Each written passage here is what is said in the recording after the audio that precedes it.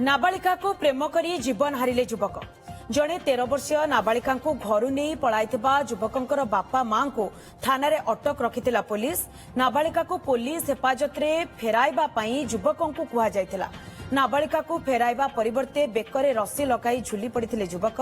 ढेंकानाल मोटंगा थाना अंचल ए हेउची घटना। 21 वर्षीय युवक अनुगुल सदर थाना अंचल जड़े 13 वर्षीय नाबालिका प्रेम करुथिले। उभय घर लुचि किछि दिन हेब मुंबई पलाइथिले। झियो घर लोकंकर एतला परे युवकंक बापा मां को अनुगुल सदर थाना पुलिस अटक रखिथिला। परे मुंबईरू फेरिबा परे बापा मां को पुलिस उठाई नेथिबा जानिबाकू पाइथिले। थाना रे हाजर होइथिले युवक।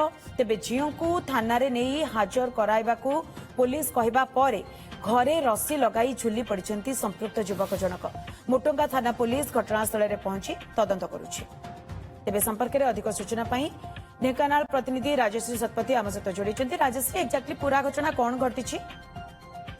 देखंतु मंदाकिनी जड़े नाबालिका 13 वर्षीय अनुगुल अंचल 13 वर्षीय नाबालिका को मोटंगा थाना ढेंकानाल मोटंगा थाना अंतर्गत निमिधा गाँव जड़े युवक 21 वर्षीय युवक प्रेम करुथिले एवं किछि दिन तले नाबालिका जनक नहीं युवक जनक मुंबई पलाई जाइथिले। तो जितेबाला नाबालिका घर तरफ परिवार तरफ अनुगुल सदर थाना एतला दि जाइथिला। सेतेबाला मामला रुजु करी सदर थाना पुलिस अनुगुल इन्वेस्टिगेशन बा तदंत आरंभ करथिला। परे जो युवक जनक रही 21 वर्षीय युवक तांकर माँ बापा को सदर थाना अटक रखी पचराउचरा करा जाउथिला।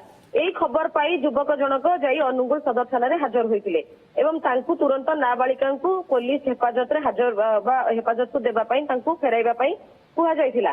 तेबे से नाबालिका जेहेतु तांको गाँ रे थिले बा तांको घरे थिले छाड़ी के से जाइथिले अनुगुल से निज घर को पुणी आसिले नाबालिका पाखक किंतु नाबालिका को नेबा परिवर्ते बा पुलिस हेफाजत रे देबा परिवर्ते से बेकरे रस्सी लगाई झुली पड़िथिबा देखा जाइछि। एवं या परे जेतेबेले मोटंगा थाना पुलिस को खबर जाइछि गाँ लोक खबर दैछंती।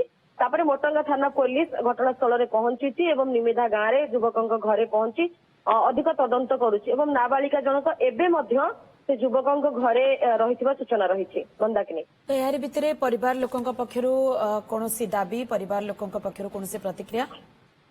देखंतु परिवार लोके बा तांकर जो पाख पड़ोसी अछंती बा संपर्की अछंती सेमानकर कहिबा कथा होछि जे पुलिस रा मात्राधिक कार्यानुष्ठान रहिछि एवं पुलिस रा मात्राधिक कार्यानुष्ठान रे अतिष्ठ होई युवक जनक आत्महत्या करथाय पारंती। किंतु सबुठ बड़ कथा होछि जे जेहेतु 13 वर्षीय नाबालिका को युवक जनक नेइथिले एवं ताहा संपूर्ण भाव में आईन सम्मत नुहे बोली आमे कहि परिबा। तेणु सेही हिसाब रे पुलिस तांकर माँ बापा को अटक रखी पचराउचरा करथिला बा नाबालिका को पुलिस को हस्तांतर करबा पई कुहा जाइतिला एवं जेउथिरे हुए तो युवक जनक दो छकी रे पड़िथिले जे नाबालिका को नहीं पुलिस को देबे अबा बापा मां को सेठरो छड़ाई के आनिबे। तो ए द्वंद्व भितर युवक जनक आत्महत्या करथाई पारंती बोली कुहा जाउछि। ओके, स्थिति पर नजर रखितंतु राजश्री, बहुत बहुत धन्यवाद आपनकर समस्त सूचना पर।